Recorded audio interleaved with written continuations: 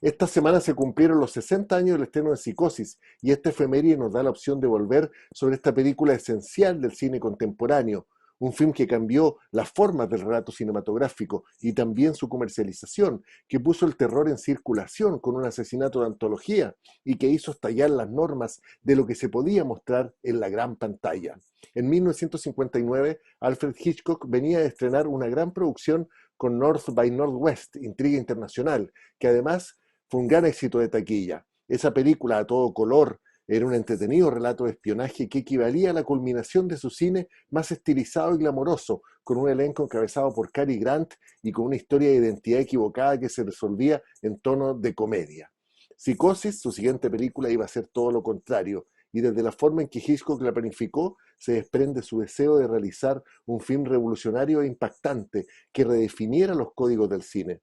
De partida, Hitchcock prefirió trabajar con el equipo con que realizaba su programa de televisión y optó por rodar en blanco y negro, con una producción más liviana y un rodaje acotado a 4 semanas. Era un film mucho más arriesgado que el maestro británico quería mantener totalmente bajo control. Desde el comienzo, la película plantea su concepto a través de los brillantes créditos diseñados por Saul Bass. Es una presentación donde la disociación se hace evidente en las líneas verticales y horizontales que se cruzan y generan una sensación de quiebre, de fractura, que está intensificada con la extraordinaria partitura compuesta por Bernard Herrmann. La película tiene la particularidad de que empieza con una fecha muy precisa. Estamos en Phoenix, en el estado de Arizona, en Estados Unidos, un día viernes 11 de diciembre a las 2 de la tarde con 43 minutos. Así de preciso. La cámara panea sobre la ciudad como si fuera un gran ojo omnisciente que se enfoca pronto en una ventana y se acerca para pasar por debajo de la persiana para entrar en el reducido espacio que ha quedado abierto. Por un momento se muestra un agujero negro, que es como un viaje al inconsciente, y ahí en ese inconsciente está el sexo, en este caso encarnado por la pareja que forman Marion Crane, interpretada por Janet Leigh, que está en ropa interior, y por Sam Loomis, y el actor John Gavin, sin polera, en una situación que da cuenta de que han hecho el amor y que se trata de un encuentro clandestino. Marion y Sam están juntos en primer plano ante nuestra mirada, y Hitchcock, sin pedirnos permiso, nos sitúa de entrada en un lugar de completo voyerismo. Sentados frente a la pantalla, estamos en la intimidad máxima, como perfectos mirones. Esta escena era audaz para la época, y en especial porque estaba interpretada por 2 estrellas de Hollywood, como eran Janet Leigh y John Gavin. ¿No es cierto? El personaje de Sam está en problemas de dinero y tiene que pagar una pensión a su ex esposa y no se puede casar con Marion, enredado en estos problemas, y eso genera tensión en la pareja. El dinero toma preponderancia en el film en la escena siguiente, cuando Marion llega a la oficina un poco apurada y recibe los $40,000 que le pasa en su mano el muy confiado señor Cassidy. Estos primeros minutos de la película presentan una cotidianidad un poco banal.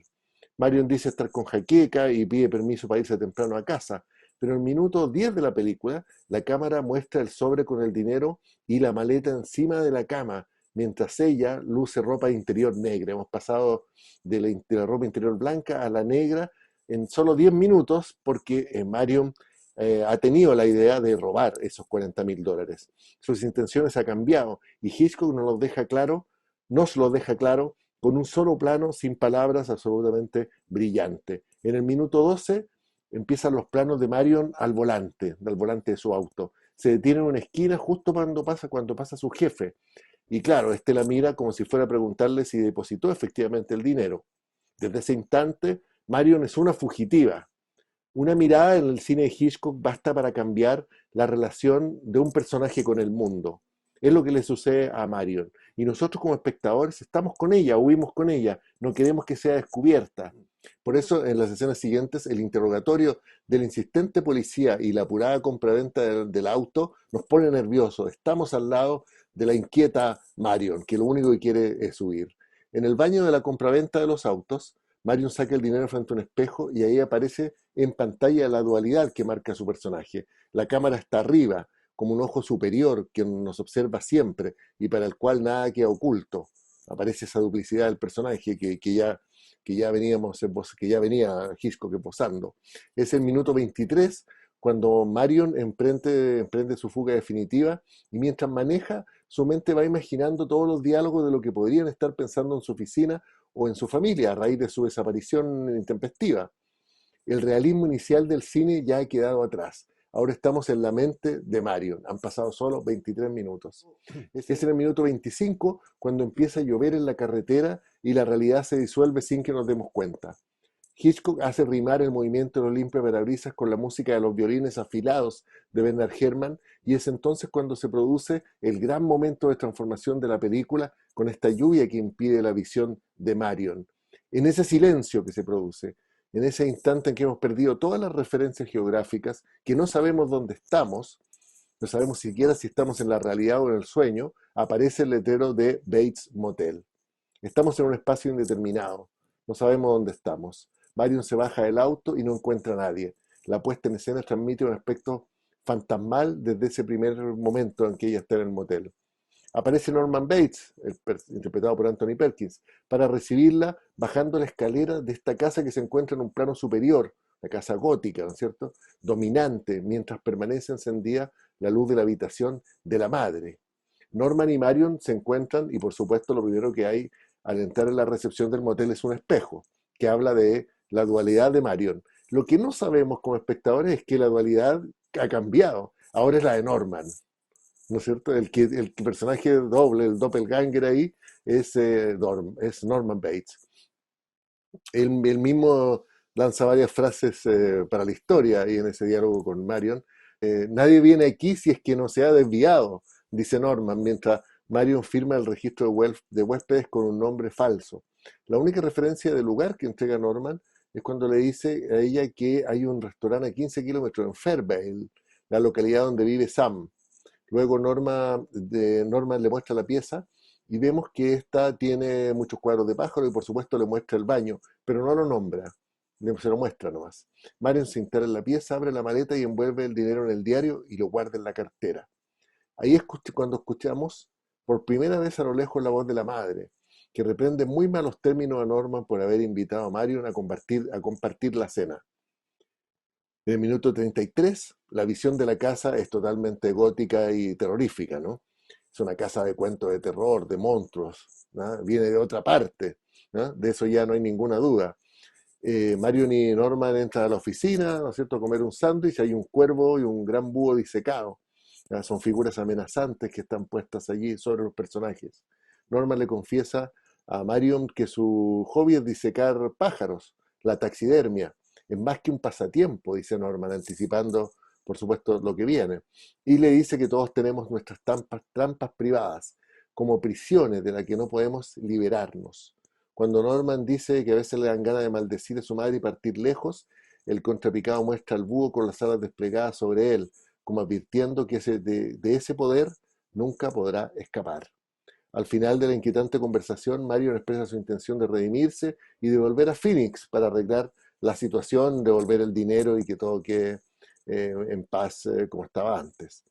Y atentos aquí, porque justamente cuando Marion dice que va a desandar el camino, se produce un momento completamente copernicano en la historia del cine, un momento esencial, un momento fundacional, un momento que hace girar completamente las referencias del manejo del espectador en el cine.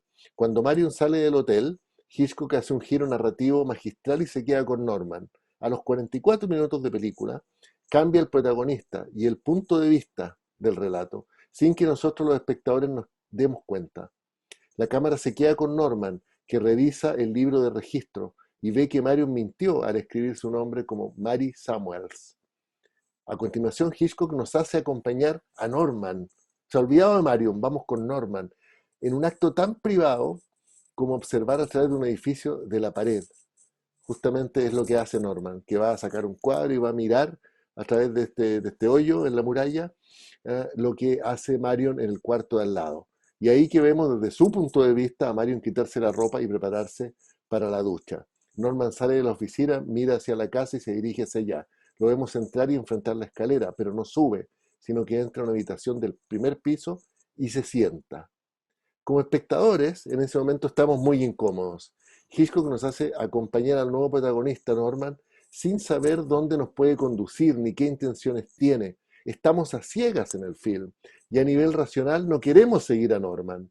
No queremos que sus ojos, ya marcados por intenciones que adivinamos muy perversas, nos guíen. Pero Hitchcock nos tiene presos allí. Estamos atrapados en los ojos de Norman. En la cabaña, mientras tanto, Marion saca cuenta, rompe un papel y no sabe dónde botarlo. En el minuto 46, Hitchcock hace otro plano fundacional al mostrar la taza del baño a la que Marion arroja los trozos de papel para luego tirar la cadena. Eso nunca había ocurrido obviamente en un film de Hollywood con una estrella como era Janet Leigh, como iba a estar tirando la cadena del baño, pues lo hace en Psicosis. Comienza entonces la escena de la ducha transgresora desde el comienzo, con la íntima desnudez de Janet Leigh. Y entonces se produce lo impensable, ¿no es cierto? La madre de Norman acuchilla en reiteradas ocasiones, la madre entra como un fantasma, ¿no? A través de la cortina, y acuchilla a Mario en el crimen más famoso, probablemente jamás filmado. Y además, nosotros como espectadores quedamos huérfanos, huérfanos y impactados, porque han asesinado a la que nosotros pensábamos era la protagonista de la película, ¿no es cierto? A los 45 minutos, 46 minutos, se acaba la historia de la protagonista. Entonces, ¿qué pasa? ¿Dónde quedamos nosotros como espectadores? Marion, que está agónica, tira la cortina y la ruptura de esta señala su muerte. Es un bellísimo momento de cine, ¿no? El rostro inerte de Janet Leigh ya se ha apoyado en el suelo del baño. Queda una hora de película, fíjense, y no hay actriz protagónica. Es una, es una revolución completa del relato cinematográfico, porque además de la sorpresa está la falta de sentido del asesinato. Es un asesinato que no tiene justificación, que no entendemos cómo ha ocurrido, por qué ha pasado, en qué momento cambia la película para tomar ese giro. Y Hitchcock, en un solo movimiento de cámara, une el cadáver de Marion y el diario donde está envuelto el dinero. Luego, sin cortes, la cámara va a la ventana para enfocar la casa gótica mientras se escucha la voz de Norman que grita: Madre, oh Dios, sangre, sangre. Norman entra despavorido, contempla el cuerpo de Marion de espaldas a la cámara, se da vuelta y con el movimiento deja caer uno de los cuadros de pájaros que hay colgados en la pieza. Marion, entendemos, es ya uno de esos pájaros disecados. ¿A dónde nos lleva esta película? Como espectadores, estamos en el peor de los lugares, en el desconcierto absoluto, que sigue además a un auténtico trauma que hemos sufrido luego del asesinato. Por un instante, la duda de Norman sobre qué hacer también es la nuestra. Y eso no nos gusta, nos pone tremendamente incómodos, nos dan ganas de parar la película, de no seguir allí, ¿no es cierto? Luego viene la escena del aseo, en la que Norman se lava las manos ensangrentadas y en la cual la sangre son directamente un signo de culpa, ¿no? Norman envuelve a Mario en la cortina del baño y la deposita en la maleta del auto. Es una larga secuencia sin palabras, magistral, por supuesto, de más de 10 minutos, en las que Norman busca borrar todas las huellas del crimen. Guarda sin saberlo el dinero junto a la maleta y el cadáver y se pone del volante y parte, ¿no? Eso es lo que hace Norman Bates. Llega con el auto a un pantano y lo empuja adentro. Ahí termina la primera parte de Psicosis, ¿no? Cuando el auto se hunde en el pantano, después incluso de quedarse un minuto detenido, que parece que no se va a hundir, ese es el típico toque de humor de Hitchcock, humor macabro en este caso. La segunda parte de Psicosis comienza con la carta que escribe Sam Loomis, el pololo de Marion, en la oficina de una tienda y con la llegada de la hermana de Marion, Laila, interpretada por Vera Miles. Laila no ha tenido noticias de su hermana y se lo comenta en términos enérgicos a Sam, que tampoco sabe nada. Llega también el detective Arbogast, interpretado por Martin Balsam, y él está encargado de averiguar dónde está Marion y sobre todo dónde están los $40,000. ¿Ya? El detective pregunta en todos los hoteles hasta que llega al motel Bates y se encuentra con Norman Bates. En esta escena, Arbogast acorrala a Norman con preguntas sobre el flujo de pasajeros que han ido al motel y sobre Marion. Y como espectadores, y aquí fíjense, nos ponemos de parte de Norman, porque no queremos que sea descubierto. La evidencia de la presencia de Marion es la letra con que se ha registrado con el nombre falso de Mary Samuels. Ese primer encuentro termina cuando Arbogast insiste en ir a hablar con la madre de Norman y este se lo prohíbe, diciéndole que necesita una orden legal para entrar a la casa. Cuando Arbogast se va, la cámara se queda con Norman. Como espectadores, estamos con él. Estamos con Norman. ¿Te fijas la manipulación que hace Hitchcock de nosotros? En vez de estar con Arbogast, que viene a aclarar la muerte de Marion, estamos con Norman.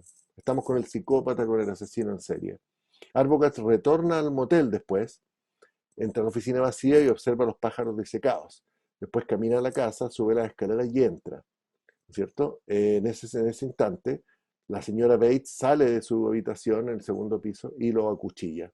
La cámara está muy arriba, como es de un ojo divino, y Arbogast sangrante, y Arbogast sangrante cae hacia atrás por la escalera como en un sueño. Ya en el suelo, la madre lo remata a cuchillazos, ¿no?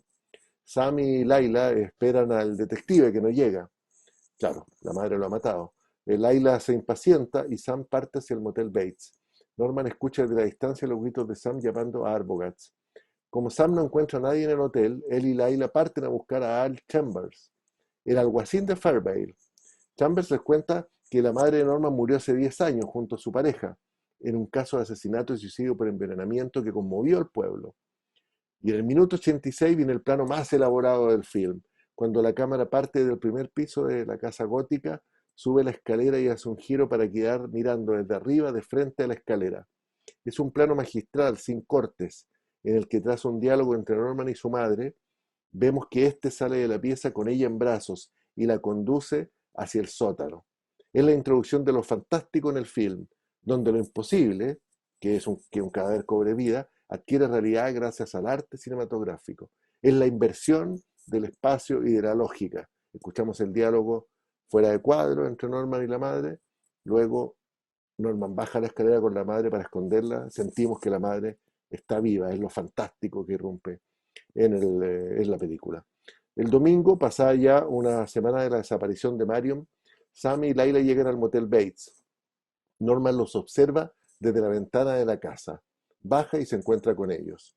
Sam se registra y nota que Norman está nervioso. Y aquí es la nueva manipulación. Como espectador estamos de nuevo con Sam y Laila, porque tenemos necesidad de esos ojos limpios. Los ojos de Sam y de Laila están limpios. No son los ojos enrarecidos que nosotros tenemos luego de haber acompañado a Norman en su voyerismo y en su crimen, ¿no? Queremos saber la verdad ahora. Y ya tenemos que claro que Norman oculta los crímenes de su madre y que en torno a esa figura existe un misterio macabro. Sam y Laila entran a la cabaña número 1, donde Marion fue asesinada. En el baño Sam nota que no hay cortina en la tina y Laila encuentra un pedazo de papel con una de las cuentas que ha sacado Marion. Es la evidencia que necesitan. Ahora Laila está decidida a entrar a la casa y enfrentar a la siniestra madre. El traveling acompaña a Laila hacia la casa, ¿no? O sea, lleva subiendo y vamos con ella. Nuestros ojos son los de ella, estamos totalmente identificados. Hemos recuperado el lugar más seguro del espectador, ya que estamos unidos a Laila, que es un personaje que es pura integridad. Es la primera vez además que vemos la casa con cierta normalidad de día y la vemos con más detalle. Mientras Sam retiene a Norma con una charla en el motel, Laila sube al segundo piso y entra a la pieza de la señora Bates. Todos los objetos están ordenados y parecen listos para ser usados, y Hitchcock demuestra una vez más su magnífico sentido del espacio. Laila de repente se ve reflejada en varios espejos y se asusta con su reflejo. En otra habitación que parece un desván, Laila ve un muñeco antiguo, una cama que parece la de un niño con un conejo de juguete y un tocadiscos con un disco de la Sinfonía Heroica de Beethoven. Todo parece un mausoleo. Norman se da cuenta que Laila está en casa y golpea a Sam para aturdirlo y salir en busca de ella. Laila lo ve venir y se esconde en la escalera que conduce al sótano. Baja, abre la puerta y descubre a la señora Bates sentada en la mecedora de espaldas. Nos acercamos al terrorífico desenlace, ¿no? Cuando da vuelta a la señora Bates con la mano, se da cuenta que en realidad ella es un esqueleto con peluca. Impresionante lo que logra Hitchcock allí, ¿no? Laila da un grito muy agudo que retumba en todos lados, ¿no? Es una especie de grito cósmico. Y justo cuando en ese momento Norman entra vestido con la ropa de su madre y con un cuchillo en la mano. Ante el horror de Laila, Sam llega justo a detener a Norman y lo reduce, lo tira al suelo. La peluca de Norman cae al suelo y el esqueleto, que pensamos que era la madre, parece revivir con la luz de la ampolleta que se balancea. Es la realidad totalmente perdida de referencia en un momento que parece sacado de una auténtica pesadilla. Para resolver el, Para resolver el misterio como espectadores necesitábamos los ojos limpios de Laila Loomis, necesitábamos que ella tomara la posta del protagonismo del film. En la oficina del condado, el psiquiatra dice que le han contado toda la historia, pero que no fue Norman quien se la contó, sino su madre. Norman Bates ya no existe, dice el psiquiatra. Tras su explicación, un policía va a dejarle una manta a Norman, pero quien la recibe es su madre, que dice en voz en off que sabe que la están observando y que ella no mataría ni una mosca. El último plano de la película, que muestra una grúa sacando el auto de Marion del pantano, funciona magistralmente en dos niveles. Resuelve el paradero del cuerpo de Marion Crane y de los $40.000, y cierra el ciclo con que se inicia el film, esa cámara omnisciente que se internaba en la ranura oscura de la ventana del hotel de parejas de Phoenix. Ya entendemos. Psicosis ha sido un viaje al inconsciente, un recorrido de pesadilla en que hemos perdido las referencias de la realidad para adentrarnos en la mente de un psicópata asesino, para luego regresar profundamente inquietos a nuestra aparente seguridad de espectadores de cine, como quien sale de un oscuro pantano.